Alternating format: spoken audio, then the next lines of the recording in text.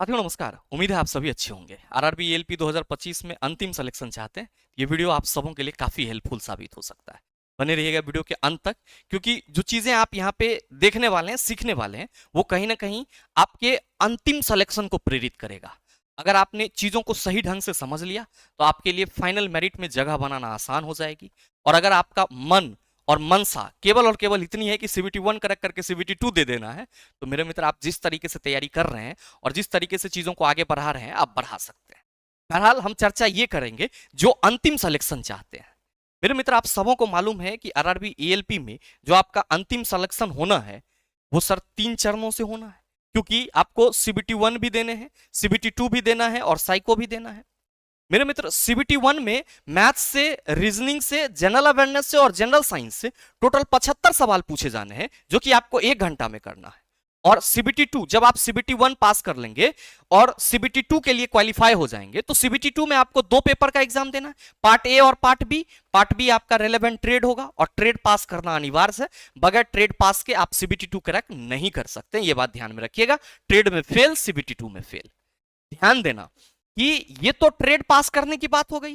Part A में आपको math से सवाल पूछे जाएंगे, रीजनिंग से सवाल पूछे जाएंगे और बेसिक साइंस इंजीनियरिंग ड्राइंग से सवाल पूछे जाएंगे। अब मेरे मित्र जब आप यहां पे ट्रेड भी पास कर जाते हो और यहां पे भी बेहतर स्कोर करते हो, तो आप कहां आएंगे? सर साइको में आएंगे। और आपकी जानकारी के लिए बताना चाहूंगा कि फाइनल मेरिट लिस्ट में जगह कब बनेगा, तो सर जगह आपका जब सीबीटी 2 और साइको दोनों जगह पे आपका परफॉर्मेंस बेहतर रहेगा तब। तो आप कहेंगे फिर सर ये सीबीटी 1 क्या है? मेरे मित्र बहुत सारे छात्र तो सीबीटी 1 से ही बाहर हो जाते हैं, इसीलिए क्योंकि उनको पता ही नहीं है कि हमको कितना सेफ अटेम्प्ट लेना है, हम कितना बनाएंगे क्वेश्चन तो हम सही जगह पे रहेंगे, सुरक्षित जगह पे रहेंगे। मेरे मित्र मैं सीधे सीधे बातों को अगर ना घुमाऊं तो सीधे सीधे आपको यह कहना चाहूंगा कि सीबीटी 1 पास करना, सीबीटी 1 पास करना केवल और केवल आपको सीबीटी 2 में बैठने की अनुमति देने भर है। सीबीटी 1 पास कर लेने से आप एएलपी में सेलेक्ट हो गए ऐसा नहीं होगा। और सीबीटी 1 का मार्क कहीं पे भी ऐड नहीं होगा। सीबीटी 1 क्या है? एएलपी का स्क्रीनिंग नेचर का है। लेकिन मेरे मित्र सीबीटी 1 इंपॉर्टेंट इसलिए है क्योंकि जब तक आप सीबीटी 1 पास नहीं करोगे तब तक आप सीबीटी 2 में नहीं आओगे।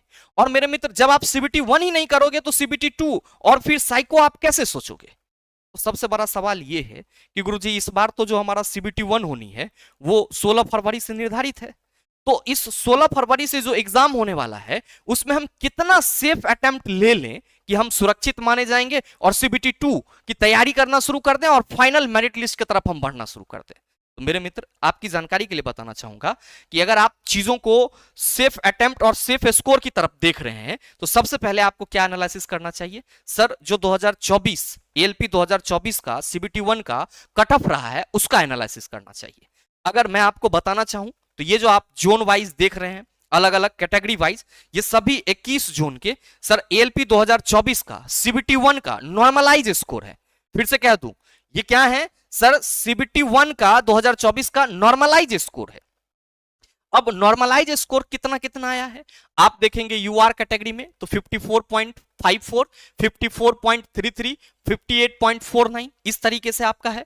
एससी में आप आएंगे 36, 36, 42, 31, 42, एसटी में आएंगे 28, 27, 31, 27, ओबीसी में आएंगे 41, 47, 38, ईडब्ल्यूएस में आएंगे 40, 47, फिर आपका 40 है, मतलब पूरा का पूरा कह सकते हो 40 और एक दो जगह 56 और 55 है। ये आपका नॉर्मलाइज स्कोर है। लेकिन हम जो आपको चीजें बता रहे हैं वो किस पे? सर वो आपका रॉ मार्क्स पे, यानी कि जो आप सभी के मन में आ रहा है कि सर सेफ स्कोर क्या हो सकता है, सेफ अटेम्प्ट क्या हो सकता है, क्योंकि आपको तो करने हैं सर 75 क्वेश्चन में से चीजों को सॉल्व। क्योंकि भाई मेरे सीबीटी 1 जो स्क्रीनिंग नेचर का, इसमें टोटल क्वेश्चन 75 रहेंगे इस चारों सब्जेक्ट से।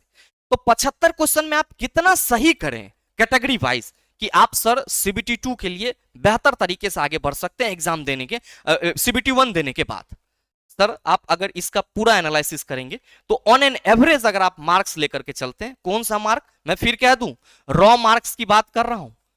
और ये बात उसी को समझ में आएगी जो सर फाइनल सिलेक्शन चाहते हैं। बात बाकी और सबको जितना समझ में आएगा वो तो सर कमेंट करेंगे ही करेंगे।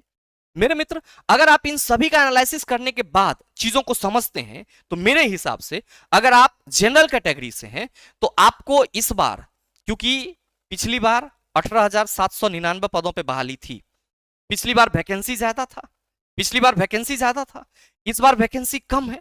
तो मेरे मित्र अगर आप यूआर कैटेगरी जनरल कैटेगरी से हैं तो आप ये टारगेट रखिए कि अगर आप 50 प्लस स्कोर कर लेते हैं 75 में 50 प्लस स्कोर रॉ कर लेते हैं तो आप सुरक्षित हैं और एग्जाम देने के बाद आप सीबीटी 2 की तैयारी कर सकते हैं।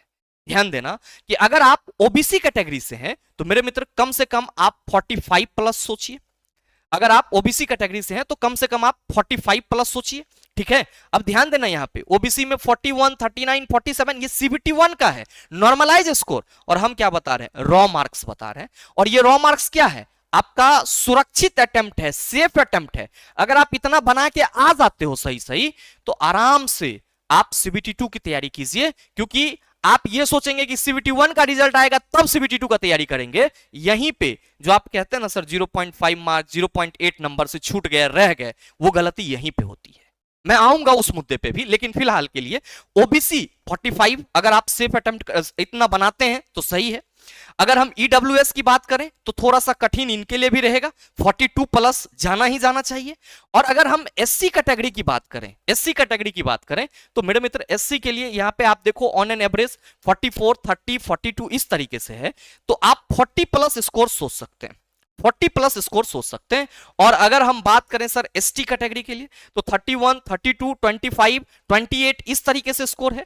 तो मेरे मित्र एसटी कैटेगरी के जो छात्र हैं वो अगर 30 प्लस भी सही सही सॉल्व कर लेते हैं तो बहुत हद तक उम्मीद बनेगी कि आप सीबीटी 1 क्रैक कर लेंगे, बहुत हद तक ये उम्मीद बनेगी। तो ये जो मैंने आपको मार्क्स बताया है ये क्या है सर, रॉ मार्क्स है। 75 क्वेश्चन में से अगर आप जनरल कैटेगरी से हैं 50 नंबर सॉल्व कर ले रहे हैं, 50 मार्क्स ले आ रहे हैं, आप सुरक्षित हैं, आप सीबीटी 2 की तैयारी में लग जाइए।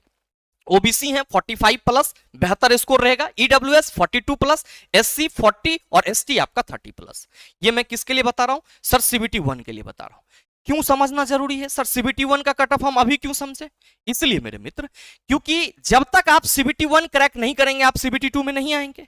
और अगर आप पिछले कट ऑफ को देखते हुए इस रॉ मार्क के हिसाब से आगे बढ़ रहे हैं तो मेरे मित्र जो सीबीटी 1 के एग्जाम के बाद आप सीबीटी 2 के लिए रिजल्ट का वेट करते रहते हैं और उसमें समय बर्बाद करते हैं, उस समय को आप कहां लगा सकते हैं सर, सीबीटी 2 की तैयारी में लगा सकते हैं। ठीक है, सीबीटी 2 के तैयारी में लगा सकते हैं। और मैं आपकी जानकारी के लिए बताना चाहूंगा कि सीबीटी 1 आसान है, आप कर लेंगे, लेकिन सर सीबीटी आपका जो मेरिट लिस्ट बनना है वो सीबीटी 2 और साइको के बेस पे बनना है। 70% पार्ट ए का मार्क जोड़ा जाएगा और 30% मार्क आपका किसका होगा सर, साइको का होगा। 30% मार्क किसका होगा, साइको का होगा, तब जाकर के आपका मेरिट लिस्ट बनेगा। तो मेरे मित्र अगर आप सीबीटी 1 में हमारे बताए हुए सेफ अटेम्प्ट के हिसाब से स्कोर कर पाते हो तो आपके पास एक्स्ट्रा समय मिलेगी और आप एक्स्ट्रा समय में क्या कर सकते हो सर, जो आपका मैथमेटिक्स है, जनरल इंटेलिजेंसी एंड रीजनिंग है, basic science and engineering drawing है, इस पे बेहतर कमांड कर सकते हो। और ध्यान रखना कि इस पार्ट ए के 100 मार्क में जितना आपका बेहतर स्कोर होगा, पार्ट ए के 100 मार्क में जितना आपका बेहतर स्कोर होगा, मेरिट बनाने में चीजें आपके लिए उतनी ज्यादा आसान हो जाएगी।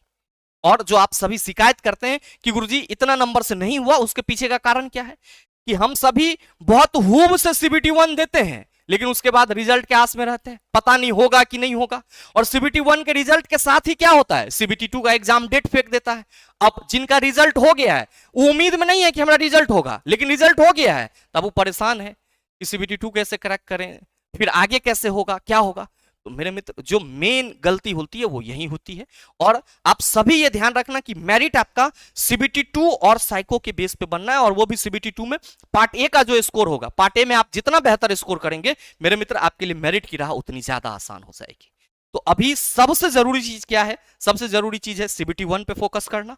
और अगर आप टेस्ट दे रहे हैं तो कोशिश कीजिए अपने मार्क्स को यहां तक जरूर पहुंचाएं, क्योंकि आप इतना अगर कर लेते हैं तो इसके बाद आप सेफ जोन में माने जाएंगे। हाँ, 1-2 नंबर आगे पीछे हो सकता है, लेकिन अगर आप इतना के लिए भी पढ़ रहे हैं 75 क्वेश्चन में तो मेरे मित्र आप समझिए कि आप अपने आप को बहुत मेंटेन किए हुए हैं।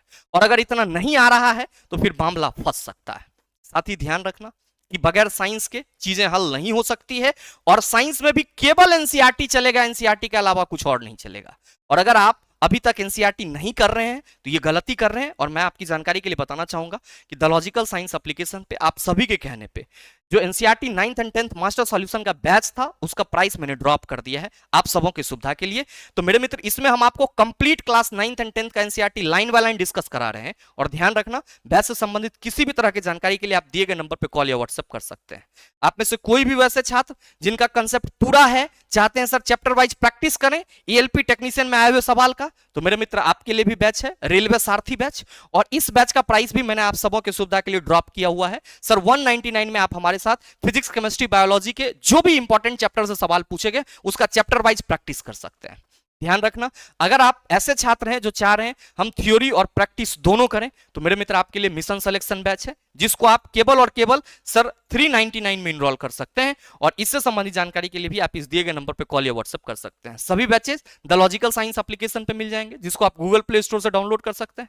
बाद बाकी उम्मीद करेंगे कि आप हमारी बातों को समझ पाए होंगे। मिलते हैं फिर अगले सेशन में, तब तक के लिए best of luck. Thank you, have a nice day.